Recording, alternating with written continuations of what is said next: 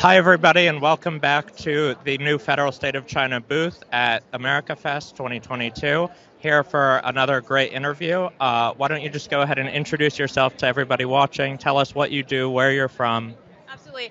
Hi, everyone. I am Morgonn McMichael. I am a Turning Point USA contributor, and I am actually living here in Phoenix, Arizona, sunny and great Arizona. And my focus here working with Turning Point is Gen Z in education and really infiltrating that culture, educating our generation to change hearts and minds and bring them over here to the great free state that we have. Wonderful. Thank you. Well, as you already know, the goal of the new Federal State of China, the NFSC, is to take down the Chinese Communist Party. So just very basically, what do you think of communism? What do you think of the Chinese Communist Party? Do you know how it treats its people in mainland China? Absolutely. Communism is bad. It's simple as that. And it shocks me that there are so many college students that I interview that would rather live in a socialist or a communist state. And that is what's really heartbreaking, because in the freest country of the world, where we have our freedoms protected by the Constitution, we are largely seeing these young people who have no idea what they're talking about wanting more socialism and more communism. And we're seeing it with TikTok, simply owned by ByteDance, CCP, Origins. And what we're seeing is on those apps is in America, you have the dance videos and the trend, which is giving no substance to our users. And then in China, you're having math, you're having science, and actual substance of content promoted to its citizens. And I mean, that's just one example of how communism and how China has been utilizing this app as honestly informational warfare. And then on top of that, I mean, communism is bad. They treat their employees awfully and their citizens awfully. You see largely there's a lot of child labor laws that aren't in at all there. Child labor exists openly, and so it's quite sad to see.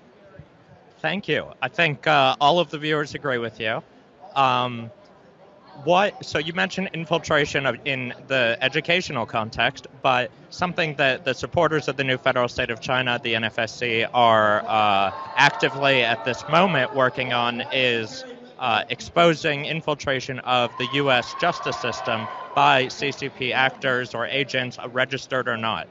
For example, persecuting the founder of the new Federal State of China, Mr. Miles Guo, are two top-tier white shoe law firms called Paul Hastings LLP and O'Melveny and Myers LLP.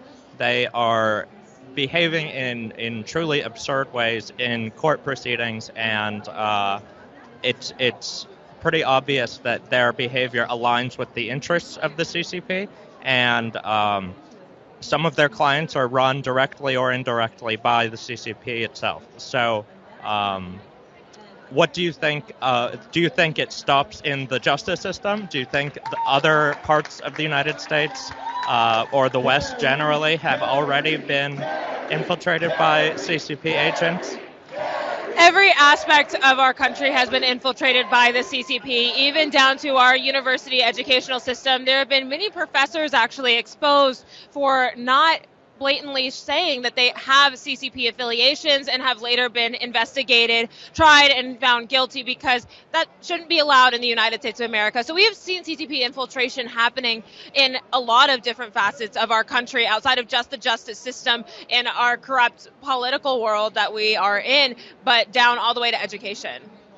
Wonderful. Well, I'll ask you for a personal one. Why are you at America Fest? What do you hope to achieve here?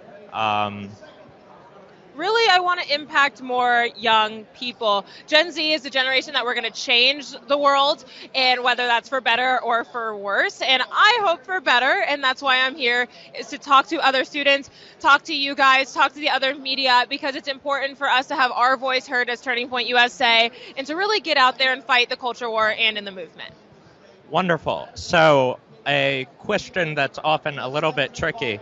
How likely do you think it is that the West, that this younger generation actually recognizes and appreciates the message of the dangers of communism, the dangers of the CCP, and that we urgently fight against it infiltrating any further into the West? And regardless of how likely you think it is, what more can be done other than groups like the new Federal State of China showing up at conferences like this, showing up everywhere we can to spread the message? I really think it comes down to activism and coming down to having individual person-to-person conversations, because what I've seen people who have read the Communist Manifesto. I have seen people who actually praise countries like Cuba and Venezuela and even Canada for having universal healthcare systems and really adopting socialist and communist ideals instead of embracing the republic that we have in America. And so it's sad to see that our generation has been swaying in that direction, largely due to the left here in America, but I do have hope for our future generation, and I think it's massively important for us to continue to have these political conversations, these cultural conversations, and continue moving that needle.